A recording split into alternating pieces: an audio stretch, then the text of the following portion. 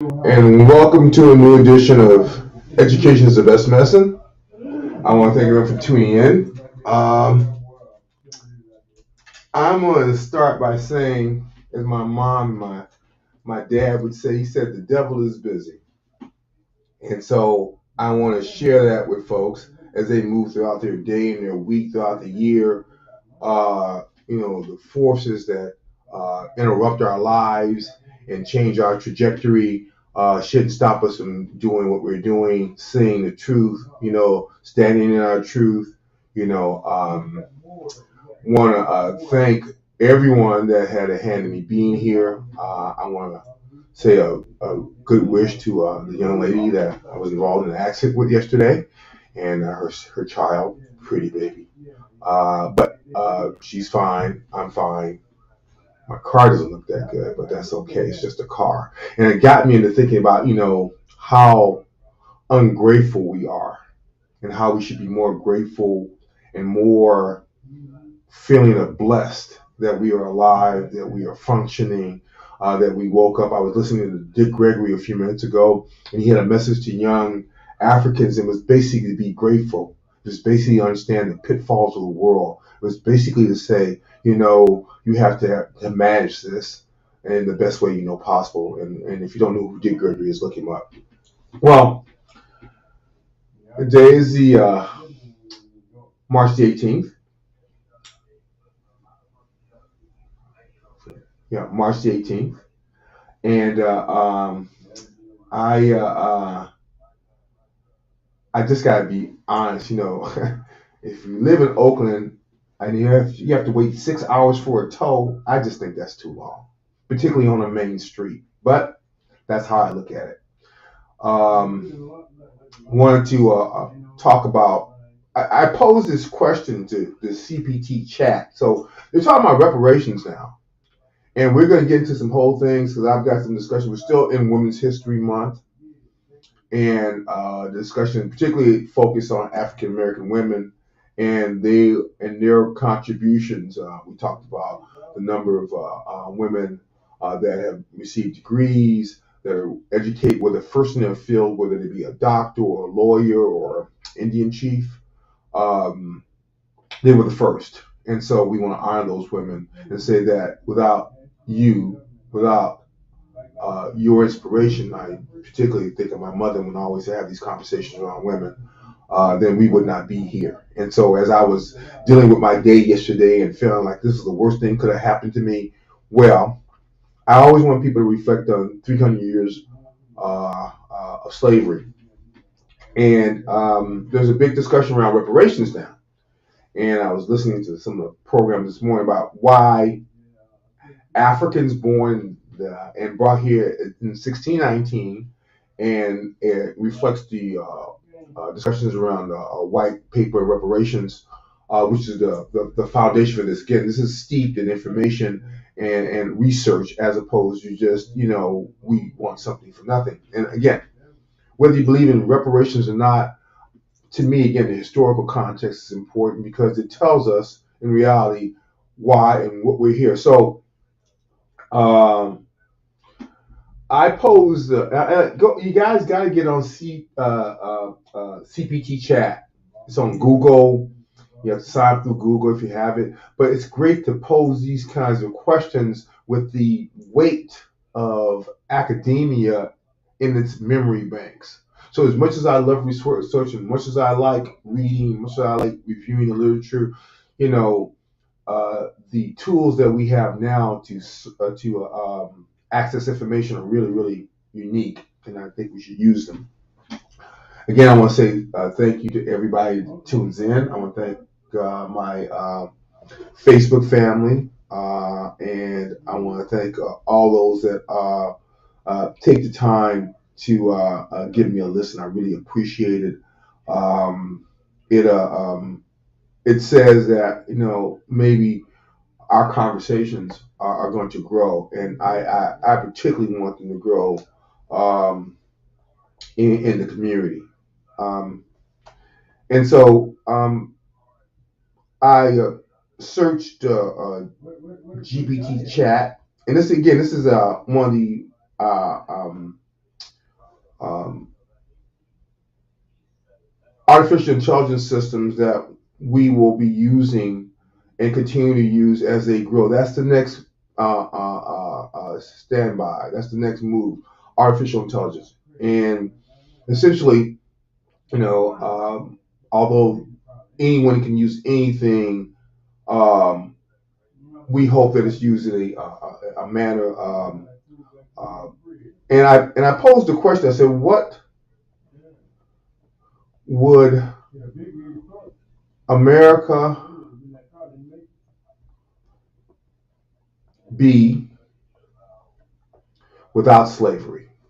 Think about that. Think about that.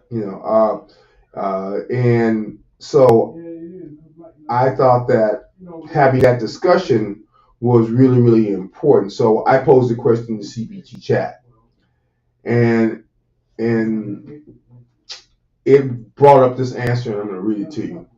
And then we're going to get to some more stuff about good stuff about women's history and some of the discussions around women's positions around 1776. Because again, this is a discussion about um, women's history with the discussion that women have always been marginalized in the world, particularly in America. And I some stuff that I reviewed was really kind of interesting because I never thought about that a woman probably in 1776 would be doing better single than she would be married. So the discussion around GPT chat as I uh, asked the question America without slavery. It says it is difficult to imagine America. It's difficult to imagine what America would be like without slavery, as slavery played a significant role in shaping the country's history, culture, and economy. So I want to understand that slavery shaped the history, the culture, and the economy. Just imagine that you can work a person and his descendants and her descendants for almost 300 years and not pay them. What kind of economic advantage would that give you as a country, as a society, as a culture? It says, without slavery, the United States may have developed differently in terms of economic, social, political systems. For example, the agriculture industry, which relied heavily on slave labor, would not have had to find alternate sources of labor, such as paid labor or indentured servitude. So, in other words, if they didn't have slaves, they would have to pay for the labor. They would either bring in more folk indentured servitude, which means you have to pay them for their merit, or not. So it says, for example, the agriculture industry, which relied heavily on slave labor, would have been hard to have found alternative sources of labor such as paid labor or indentured servitude. This could have led to a different distribution of wealth and power, as well as a different relationship between employers and workers. The Civil War may not have occurred or may have taken a different form. Slavery was a major cause of the conflict between North and South. And without it, the issue of states' rights and federal power may have not escalated to the point of armed conflict. So, again, to know American history is to know African American history, is to know slavery. They are intertwined. This country isn't this country. This country couldn't give a bailout to a bank for, I think it was 43 million without it being in the coffers. In other words, we need to pay the price so that we can pay. It's interesting. We're paying the price for bad management. So you notice that in this circle, when it's bad management by one group, they take care of it. When it's bad management by another group, they raise your taxes. Anyway, so we see that from GBT chats, this artificial intelligence perspective, that America would not be America, particularly in areas of economic, social, and political systems without slavery, good or bad. The civil rights movement may have not been necessary, as slavery and its legacy were major factors in the ongoing struggle for racial equality in America. Without slavery, it is possible the country may have developed a different approach to race relations. Although discrimination and inequality are persistent problems in societies that have never had slavery. So this is just a part of the human condition. People, one group of people is saying another group of people don't belong, don't exist, shouldn't have fair trade, should be less. You should take a back seat. You should go to the back of the bus. The culture, but here's the interesting part to me: the culture and artistic contributions of African Americans to American music, literature, and other areas may have been different, as their experience and traditions were shaped by slavery and its aftermath. However, it is important to note that African Americans have made significant contributions to American culture and society outside their experiences with slavery. So, in other words, slavery is just it was a conversation that you had to have because it existed. And the fact that you don't want to understand about your history says you don't want to understand about yourself. Therefore, you are woke.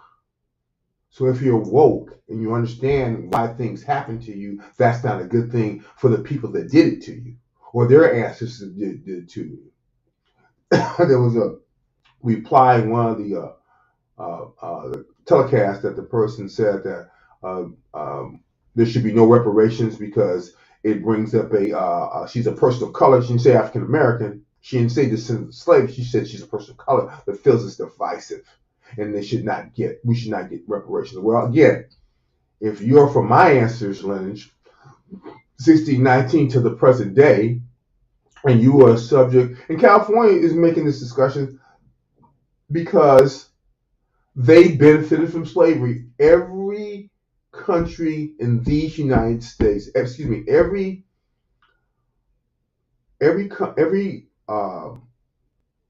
state in these United States benefited from slavery. They benefited from an economic, cultural standpoint.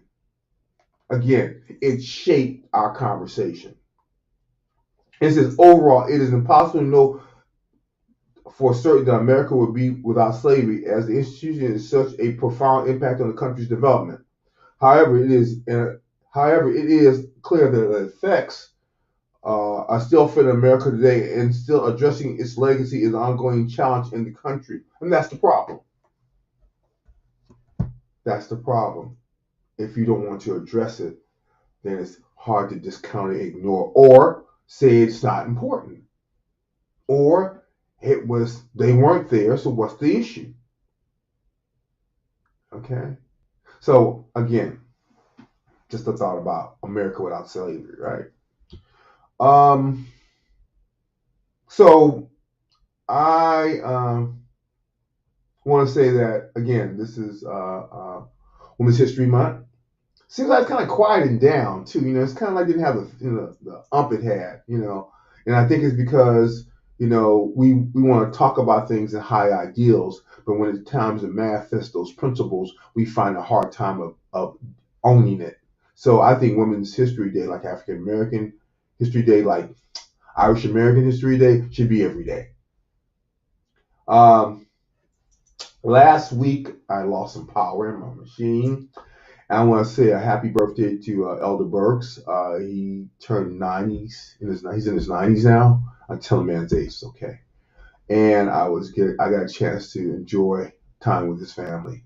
And Elder Burks is an excellent pastor, and does a lot of positive things. He's just one of those steadfast African American men that became a part of the clergy because he knew that was the right thing to do. And I want to wish him the best birthday to him and his wife and his daughter, the best birthday ever.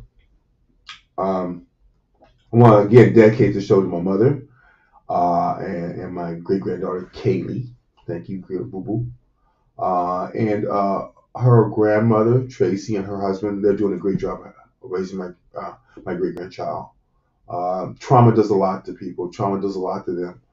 Trauma does a lot to us. It's still painful for me to think about my granddaughter that she's not here, and she won't see her daughter grow up, and she won't see me do some things that I want her to see because I wanted us to do them together. But we still gonna get them done.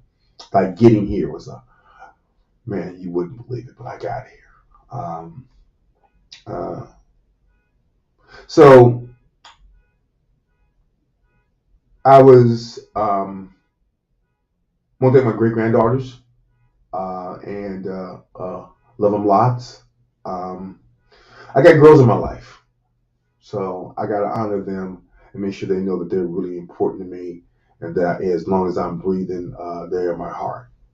Um, and I want to say hello to my two nieces, Mika and another Kayla. I want to thank my sisters for having those girls. They're sweethearts, and I love them both, and I love them all. And want to give a big shout out to the family as we restart. And so, hey, so in Women's History Month, again, I asked a CBT chat. I said, so the intersection of women's history with African American women is a discussion also around chattel slavery and highlights some of the unique and complex experiences of African American women in 1776. Women's history is American history, African American women history, but it's really important to understand in the inception of this country what the rights of women were. What rights did women have in 1776?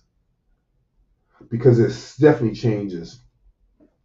And it says that American women faced unique challenges. African American women faced unique challenges and injustices in the context of child slavery. They were not only subject to forced labor, but they were also to sexual exploitation and violence by their owners. They were often separated from their families and children, and their experiences were further complicated by the intersection of racism and sexism. This is African American women, 1619, American slavery as the backdrop to their history. That's where their history starts. And also, although white women weren't enslaved, that's where their history starts too. We'll talk about that. There seems to be a real connection between African American women and the suffrage movement, which is the right of white females to vote. And as I was saying last week, the only reason this became an issue is because African American men got the right to vote before white women, and they just never let that go. And can you blame them? They were often separated again by their families and children, and their experiences again were complicated by the intersection of racism and sexism. Despite these challenges, African American women played significant roles in the fight for freedom and social justice throughout history. Understand that African American women played a significant role in the fight for freedom and social justice throughout history. Understand Black Lives Matters was an African American women generated organization. I don't understand why there's not a problem with the Ku Klux Klan, but there's a problem with Black Lives Matters. That's kind of scary to me.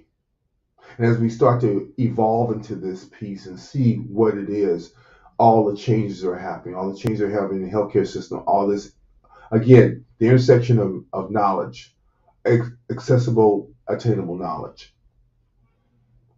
It says, despite these challenges, African American women played significant roles in the fight for freedom and social justice throughout history. Women like Harriet Tubman, Sojourner Truth, Ida B. Wells, Barnett were prominent abolitionists and suffragists who fought tirelessly for the rights of American women.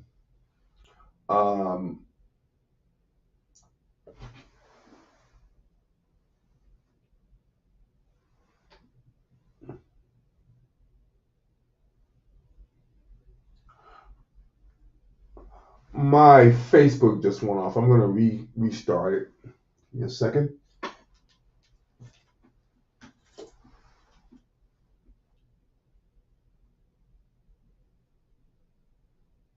I'm sorry it's taking so long.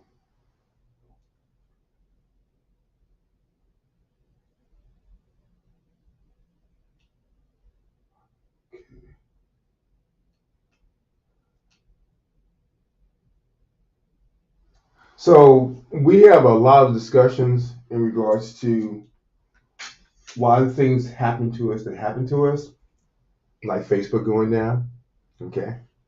Um, so, but you have to deal with those challenges. You have to deal with all the stressors that happen to us as a culture and who we are. So, today's Women's History Month provides an opportunity to recognize and celebrate the contribution and achievement of African American women throughout history, as well as ongoing struggles and barriers they face. Um, it's always interesting that when we try to achieve, it's always an issue. Um, and we're back again.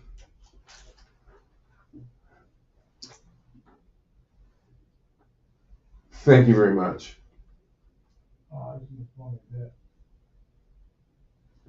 So, although we deal with the technical difficulties, it's okay. That's what happens when this stuff happens. Um, so, throughout history, as well as the ongoing struggles and barriers that African American women faced for equality and justice, um, it again is a discussion about who we are, where we've been, where we're coming, where we're going to. Um, and it's a reminder that a woman's history is not a single monolithic story, but rather a diverse and intersectional tapestry that reflects the experience of women from all backgrounds and walks of life. Um,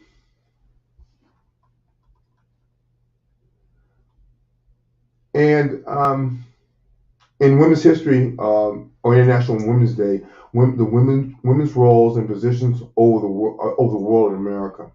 Young women have been, as we see the Americas in this history, young women are being poised from wanting to go to school, the right to health care, i.e., abortion, Roe versus Wade overturned.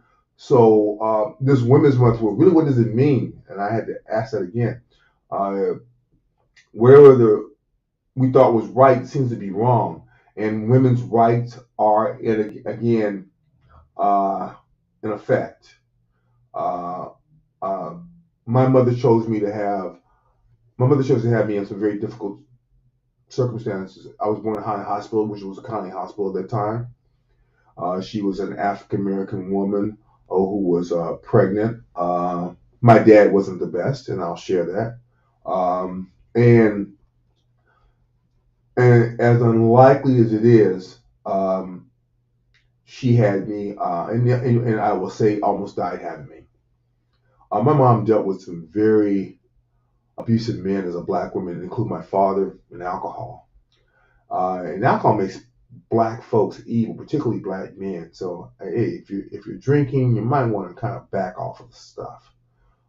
Again, major drugs in our community kill us: alcohol, tobacco. Alcohol, tobacco are major killers for us.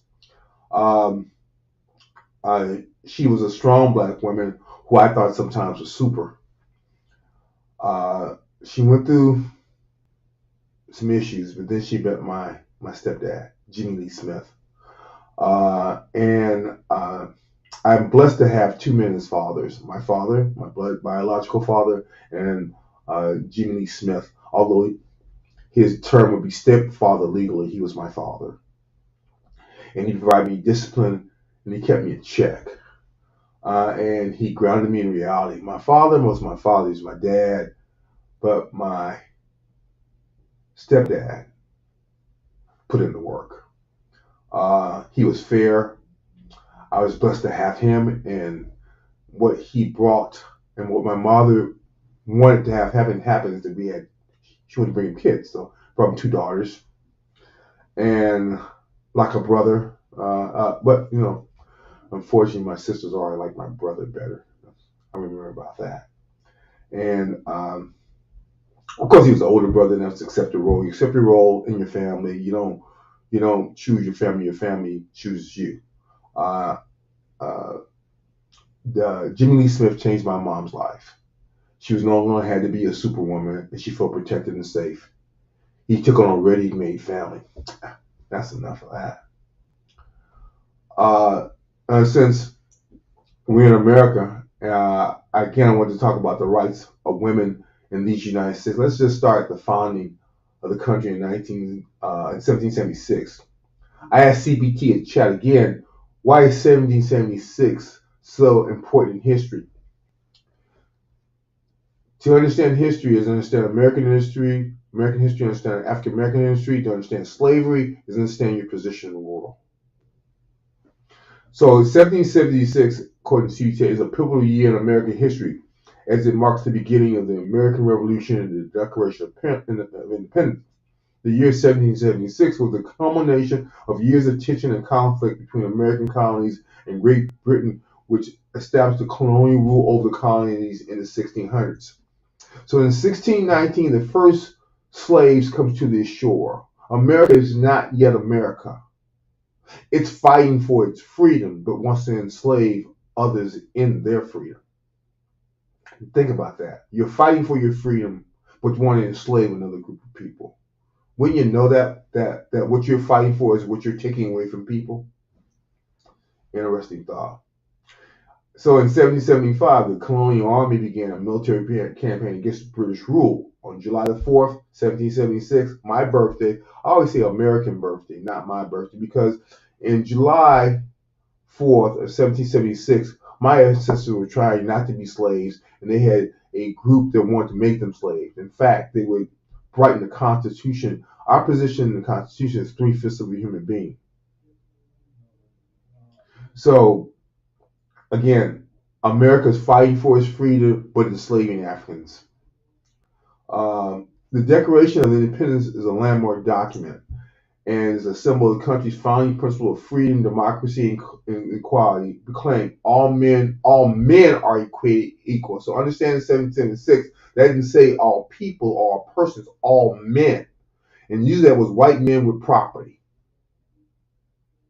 So understand that in the inception of this country, as they write this document, as the Jeffersons and the Washingtons and all those pen this document, it's the documents made for them, by them, to them. No one else was ever included. Understand that the history of America is one of white males and their wish to control their own destiny. It also said that the Declaration also stated that the government exists to secure these rights, and the rights is power from the consent of the government. So, isn't that interesting? That in order for, even there, the basic principle of self-governance, that the people should be governing as opposed to the government controlling the people. So when you see government making laws against a woman's right to vote, or making laws against a woman's right to carry a child or not carry a child, that's antithetical to the American concept of the origination of this country. But then again, you have to think of the position of women in this country. And is it changed? Has it changed? It appears not. So, and again, the Constitution set the stage for the creation of the United States Constitution in 1787, which established a framework for the federal government and remains the supreme law of the land. So we are running on a discussion that's almost 400 years old, that was created by white men for white men. So, is this woke? Should we know the history of our country and who made the laws and how they made them and what they were made for and who they protected and who they didn't protect? So, again, this is the late 1600s, and America doesn't become America until 1776. I asked ChatGPT what was going on in 1619. Again, it's interesting. It says 1619 is an important date in American history because it marks the year in which the first enslaved Africans arrived in Virginia, marked the beginning of the African slave trade in British colonies that later became the United States of America, which is, and I want to put the emphasis on chattel slavery, different kind of slavery. Different kind of slavery and biblical slavery. Indentured servants could work indentured servants could work their way out of their slavery, maintain families. It's biblical in its nature. This is the only slavery that broke up families. This is the only slavery that broke up, assaulted, raped, murdered families. Because if you were a family, it means you had rights, you existed. And in this country, for the first 300 years, we didn't have a right to exist. We were property. This is why reparations might be important. No group has ever come to this country and been declared property, even in their worst treatment. They could go back to England, they could go back to China, they could go back to Europe, they could go back to Russia. We couldn't go back. Because like those children in the Ukraine now, where they've been taken away from their families, they have to find their parents again. They have to be repatriated with their families. They have to get over the trauma, be taken from their families. You're seeing it modern slavery right there, what it does to families. That's what's happening. That's why Mr. Putin has been declared a war criminal. Well, he should be. So it says here, CBT chat says, these enslaved Africans were brought to Virginia by the English colonial government, who purchased them from Portuguese slave trades. They were forced to work. It ain't that simple. It's more diverse than that, but just we'll keep it simple. They were forced to work on tobacco plantations. Their labor played a crucial role in the development of colonial economy. Again, it's back to the almighty dollar. That's why they don't want to talk about this, because the economic strength of this country was born on the backs of Africans in America who were enslaved. And there's children's children who were enslaved, who never received those same riches because they weren't white and male. So understand, this is a conversation that's raging. This is the debate that we're having now about history. Again, not history, but history. You can see them now trying to take over school districts. You know, Texas largely, they want to take over so they can redo what? Keep miseducating them or educating them in what they want to educate them in. The American way. What's the American way? Well, if you go back into history, it's slavery. That's the American way. Oh, you don't want to talk about that. You want to talk about how great you are and pulling yourself up by your bootstraps and how fair it is and how the... Come on. Gets tired. Back to women's history. Since the legacy of slavery is still felt in American society today, as racial inequality and discrimination continue to be major issues. The importance of 1690 lies in his role as a starting point for the understanding of the long history of racial oppression and struggle for racial justice in the United States. Now, again, I told you, let's play this in the context of women. In the recent years, there has been growing recognition of the importance of acknowledging and addressing the legacy of slavery with efforts to promote education and reparations and restorative justice. The 1619 Project is a multimedia initiative launched by the New York Times in 2019, and it sparked national conversation about the lasting impact of slavery on American society and culture. That's what the problem is. Calling the wicked person wicked to their face. Have them have this discussion. So what was the benefit of my ancestors being enslaved by your ancestors, working for free, and then being released after the Civil War to nothing? And any time along that trail, there has been a maafa of Africans every 100 years, it seems like. Burning down of black towns, lynchings, economic redlining. We lived through that. We continue to live through that. It parallels Native Americans. We don't have plantations. If you're 6% in San Francisco, you're 38% of the homeless. 6% make up 38% of the homeless in San Francisco. But now everybody's homeless. So now homelessness is a problem. What's some of the effects of slavery on women? Is infant mortality. This last year, forget COVID, we were having bad outcomes for women that are pregnant as African American women anyway. Didn't have anything to do with COVID. Again, when you enter a system that does not honor you, does not respect you, does not promote your welfare, thinks that you can get your care from everyone, you're destined to have poor care. You're destined to die early. You're dead quick. Now they're adding social determinants. Oh yeah, I need food, clothing, and shelter. I need a house. I need somewhere to live in order to be healthy. Anyway, in other words, freeing themselves from the British, and again, in other words, they were freeing themselves from British while enslaving Africans. This is so bipolar. Asking for freedom while enslaving human beings. Huh, I don't understand that. Um, I'm going to quote Miss Mary Lynn Slalom, author of Women in Law, Poverty in Early America, 1989, The Limits of Independence, American Women, 1776 to 1800s. That it was in the new nation. There's a righteous revolution. Copyright was 2019 because one kind of she does a great piece in the article is entitled "The Status of Women 1776 to 1830." About the beginning of America, right? Um, some key points, major concepts from this article, and I'm going to go through it. But major concepts from the article: single women were called female souls or women alone. Okay, so you're just a lonely woman. If you didn't have a man or you didn't have a partner, you were just lonely. States determine legal status as they do now. Witnesses witnessed the overturning of Roe v. Wade, and now each state can determine if a woman's right to choose is hers.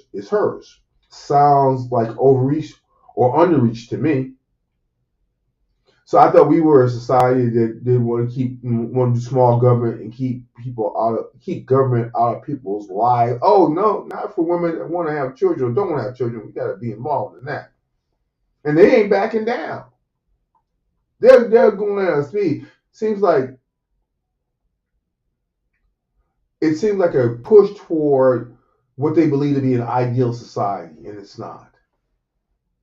Says since and so in 1776, prior to the laws that they were created because of uh, um, the Bill of Rights and the Constitution, uh, prior to the law, the eldest son in a family would receive double the shares, and that was abolished so women could receive things equally. There was a period where women got things. It was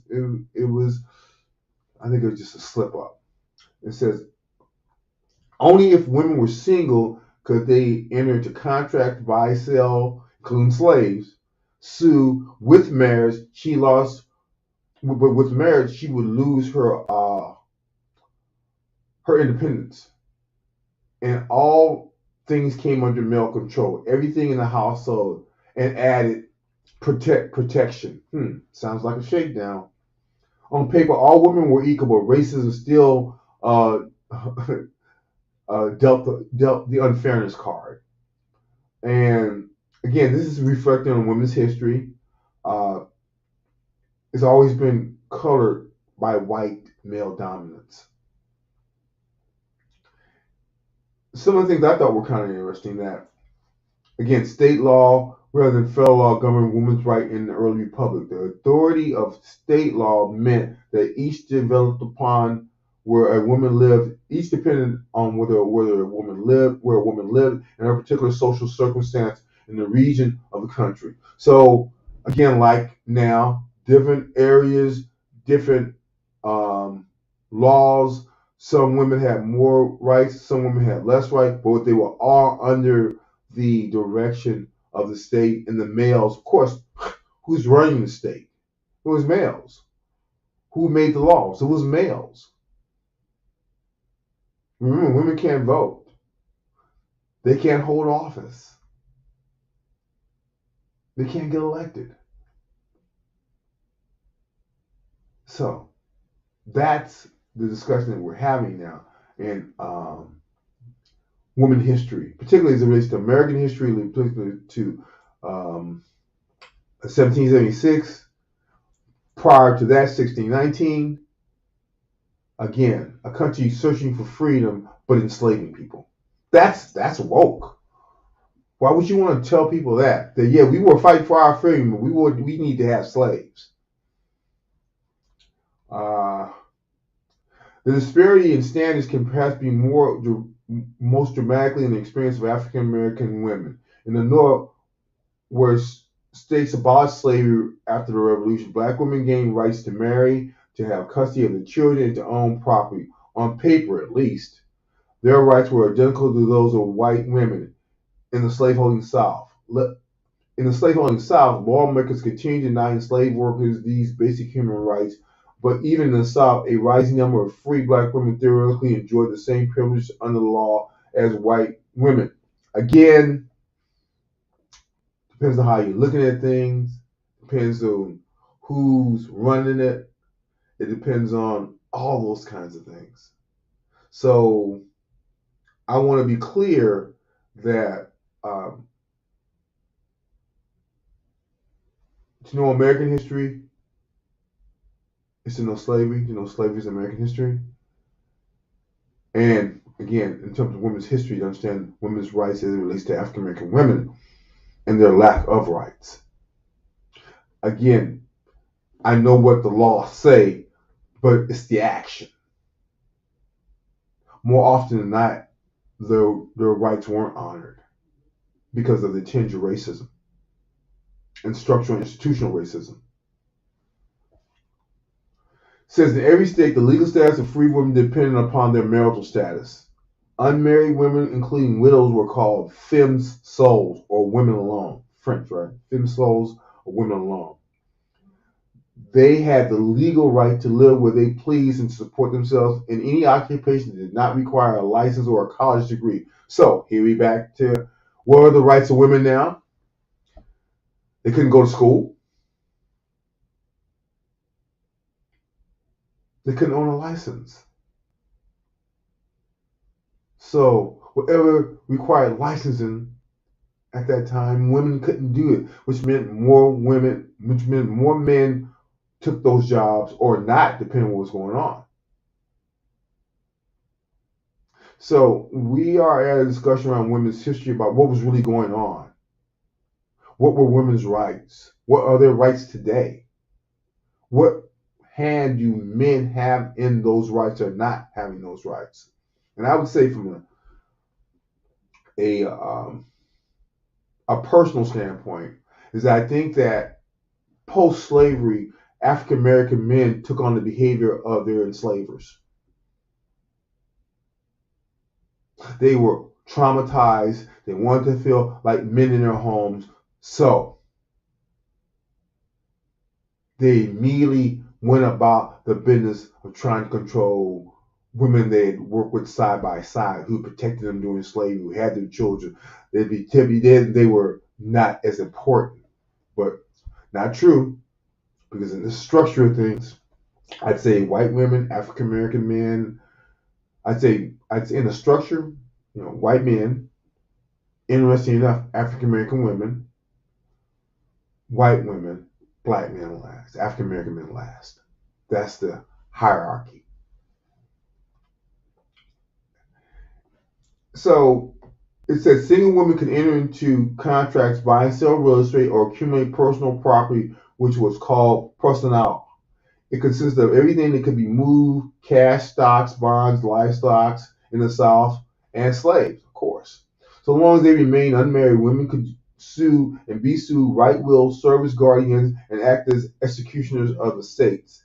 These rights were a continuation of the colonial legal tradition. But what changed? But the revolutionary emphasis on equality brought some important changes in women's inheritance rights. State lawmakers everywhere abolished progeny in the tradition of double shares of a parent's estates, inheritance customs that favored the eldest son. We talked about that. Instead, equal inheritance for all children became a rule, a big great gain for the daughters and granddaughters and great granddaughters. Here's what I thought was interesting about the literature. Marriage changed women's legal status dramatically. Understand that this is a society that is based on marriage. The economic benefits are based on marriage. Economic wealth is based on marriage. So it was an institution created to foster an economic foundation. But in reality, it was economic slavery. Since marriage changed women's legal status dramatically, when women married, as the vast majority did, they're thinking about protection, us working together, we're both equal partners. That's what women were thinking. But what they got was they still had legal rights, but no longer did they have autonomy. Instead, they found themselves in a position of almost total dependency on their husbands, which the law they called was covenanture. Covenanture. As the English jurist William Blackstone famously put it, commentaries on English law. By marriage, the husband and wife were one person in law. That is, they were being or legal existence of women is suspended during the marriage. So when a woman married in 1776, moving forward, she lost her rights. Everything came under the man and the white man. Remember, we're in slavery. 1619, African American men and women are in slavery. So this isn't even applied to us. It applies to white females and white males. Although the law said one thing, something totally different took care because of the structure of institutional and structural racism. So coverture was based on the assumption that the family functioned best if the male was head of the household and controlled all the assets. Isn't that something? So she could work as hard, bring in more money, have more property, but if she were married, those things went to the male and the male controlled them. Why do you think divorce is so crazy now? Because it wasn't fair. It hasn't been fair. So in the last few years, this thing has changed around. You go to California, it's 50-50. That didn't exist. It's kind of opposites. It's kind of like when I tried to get custody of my son. I always was told, "Where's the mother at?" I said, "She's no longer in our lives. I need to have legal custody of my son so I can do the things I need to do." Took me almost 2 years to get custody of my son through a legal document. Had to have his name changed, my name changed, my dad's name changed, because there was no mother in the picture. Interesting, huh? It says that as a result, married women could not own property independent of their husband unless they signed a special contract called a marriage settlement. Such contracts were rare and even illegal in some parts of the country. In the absence of a separate estate, all personnel, or again, personnel is stocks, bonds, anything that was movable. All personnel a woman brought to her marriage or earned during marriage, including wage, became the husband's. He could manage it or give it away or choose without consulting her. So that's where we get this male macho persona about I'm the man and I run things and you do what I tell you, because it's written in law. It was written in law. Well, it was written for white men. It wasn't written for African Americans. So African American men that think that this was, the rule for them also sad and mistaken, because remember in 1619 you're a slave. The laws that were being made for you, the laws that were being made didn't apply to you.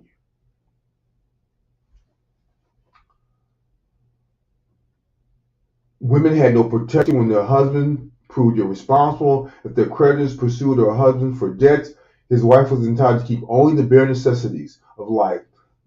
This was usually defined as 2 dresses, so she could have one to wear while the other was being washed. That's interesting because I remember Donald Trump said that he gave his wife 2 dresses. And I always wondered why that. Why just 2 dresses? He's a millionaire. She should have a room full of dresses. Goes back to that slave concept. That's all she needed. he was taking care of everything. And I think it's kind of interesting too. And it's the last election before a lot of women voted for Trump. A lot of women voted for Trump across all stripes because they want to feel protected and he's in charge. And I guess, I don't know. Huh? He put those Supreme Court justices on. Huh. Anyway, women's rights to real property, the lands and buildings that constitute most wealth in the early national period were more extensive than the rights to persona. A husband could not sell or mortgage the reality of his wife with his wife brought to their marriage without her consent. So in other words, even then, if she brought items to the consent, if she brought stocks, bonds, property, that could not be sold without her permission. And subsequently, why you can see these major familial battles about property, about document, about prenuptial agreements. That's where all this came from.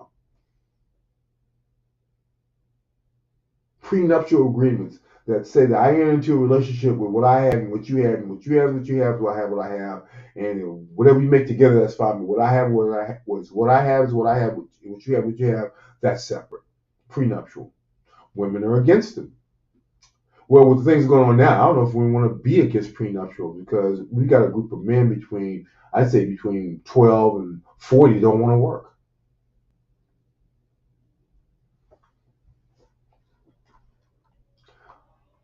So a husband could not sell or mortgage her property unless without his wife's permission.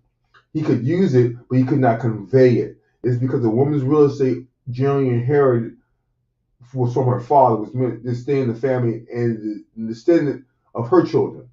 So that's where lineage comes in. And the fact that if she brought something to the marriage, it would be passed down to her father's children. Isn't that interesting? That they want to control the next generation for or against. In other words, although you married this person, if you have children, that property that you have should be passed down to those children.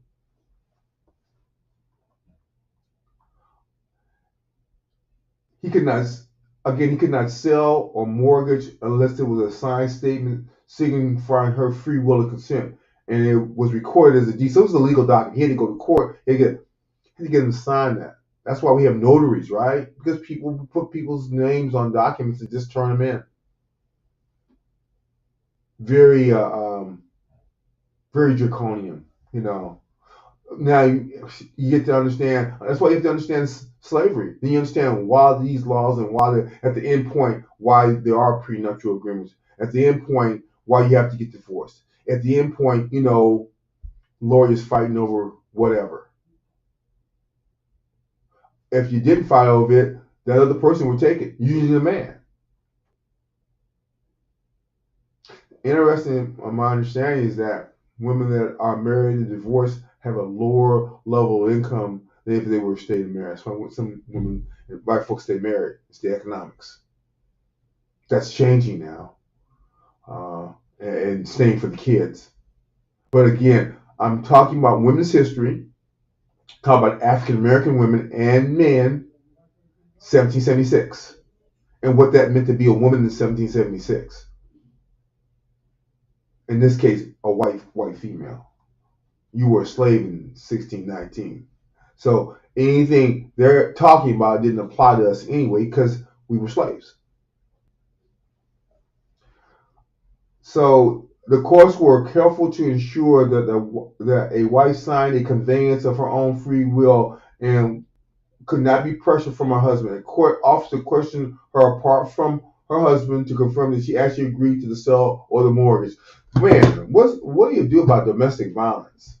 This is a case of how you dealt with domestic violence. You have to separate that person and say, do you really want to sign this? Knowing that if she says no, what's she going to go back to? So it's implied. It's almost like I think it's like a window dressing. A life estate. So a life estate did not mean actual ownership of the property. It was meant only to provide for the wife as her husband would have done had he lived, under a legal system that recognized her position of dependency within the family. When a widow died, her daughter lands descended automatic to her husband's heirs or to his creditors. A solvent husband could leave his widow more than a downer if he chose to. He could even leave her his entire estate in fee simple, absolute ownership, but he could not leave her less. Most couples relied on a dowry as a standard on how much to leave. Dowry was a legal tradition carried over from colonial days. And this it is interesting. Again, this is women's history. What I'm hearing is women were very dependent on the men to do right and to treat them fairly. That if they died and didn't make um, set up things, then she could literally be destitute. The state always made sure that the creditors were paid. So that's the discussion. If you don't set it up, the creditors come and get it.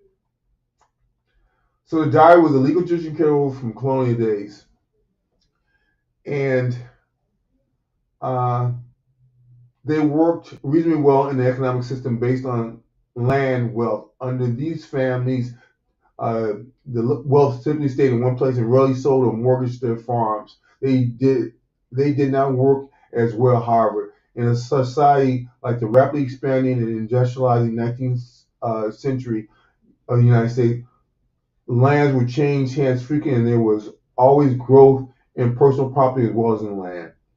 On these new circumstances, the old system property law faltered. It failed to give adequate protection to women and at the same time denied them their ability to safeguard their own interests. In recognition of this dilemma, states began to pass married women's property acts in the antebellum days, right? Antebellum South.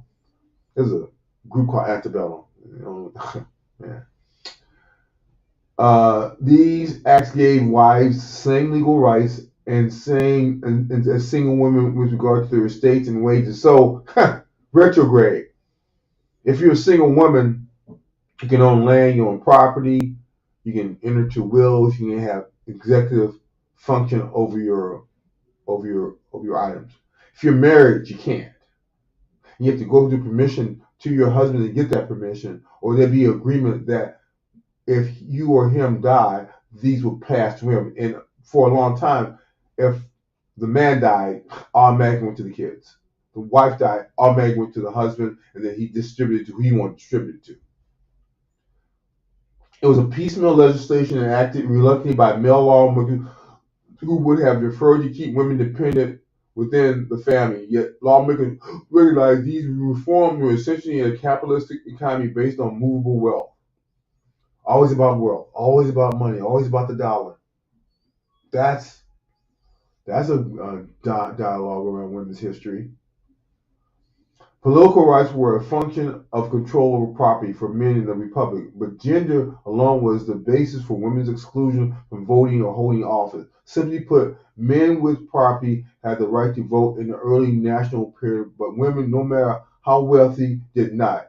Again, right? Laws made by men subjected to women. So this is women's history. This is history we should be talking about, and how we never want to go back to that again. I would never want my mom to not be a man like my stepdad, who believed that she had equal rights to everything that he and we helped make. Because me and my stepdad, we worked together. I can remember working with him 4 or 5 nights a week to pay for the mortgage. Uh, and we had to have extra money. He was working 2 jobs and he needed the extra money. So he and I decided that that would be the best thing to do, because my mom wanted it to happen. And she would put those little dollars together and make that money go. One thing I remember about my mom is that my stepdad had children by a separate marriage, and she ensured that those children had the alimony that he promised until the last one turned 18. That's the kind of guy he was. That's the kind of gal my mom was. She was fair. They were both fair. So again, what we see: rights, control of property, determination who and what where property goes, who gets it, who can distribute it. These were not rights that women had. So women's history should include the fact that in the early days of American history, their early issue was to keep women dependent and keep them in control, and they have control of their bodies and their rights. They had none of that. That's what I think is really, really important. Um, wow, we're almost at 3 o'clock, and I've been checking out a little bit earlier, so I wanted to make sure we got this done. Um,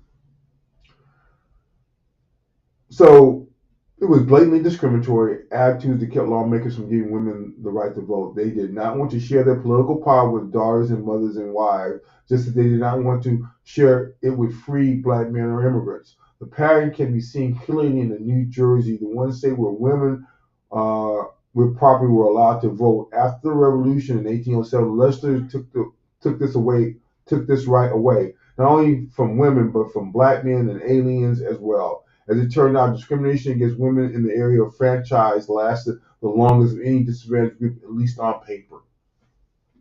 Women's History Month. So the American history is a history and a tale of discrimination against women, the mothers, the daughters, the sisters, and a wish to control them in every facet of their lives. They had no freedoms. That's the scary part about this. In Women's History Month, we need to always remember that. Although American independence brought women greater freedom from husbands who were abusive, neglectful, or adulterous, in colonial society, divorce was virtually impossible under English law. But all the new states recognized the need to end unhappy marriages. The choice of appropriate remedies. You know why? Because men were messing around. They were getting caught with their side women, and they want more freedom. So if they were in a happy marriage or a marriage that did not give them the intimacy they wanted to get out. So getting out from women and men had to be equal. And so some states, particularly in the South, only allow separate residence with alimony, called divorce from bed and board.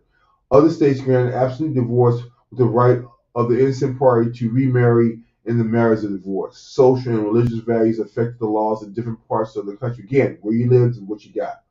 The conservatism of divorce laws in the southern states, for example, is probably related to slavery.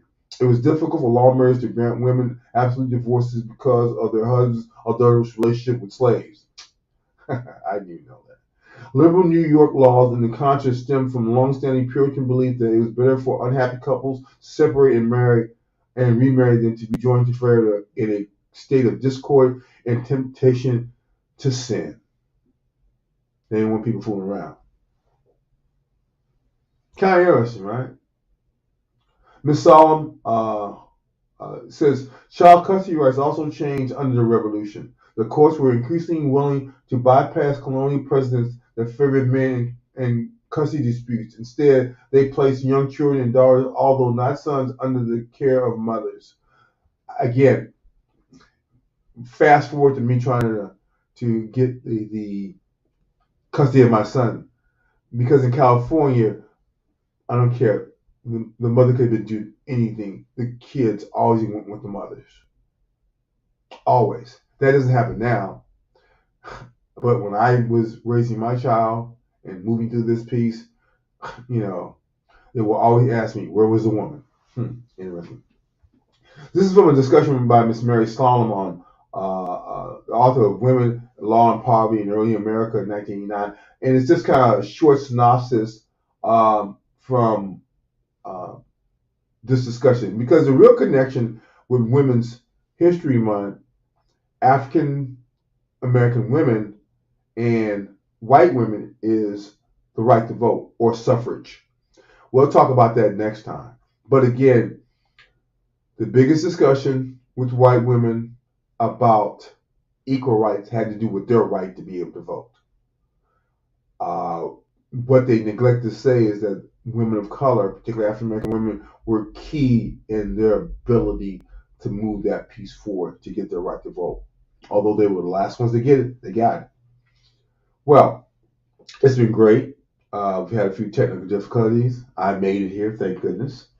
I want to thank everyone for tuning in. I want to thank you um, uh, for being here, and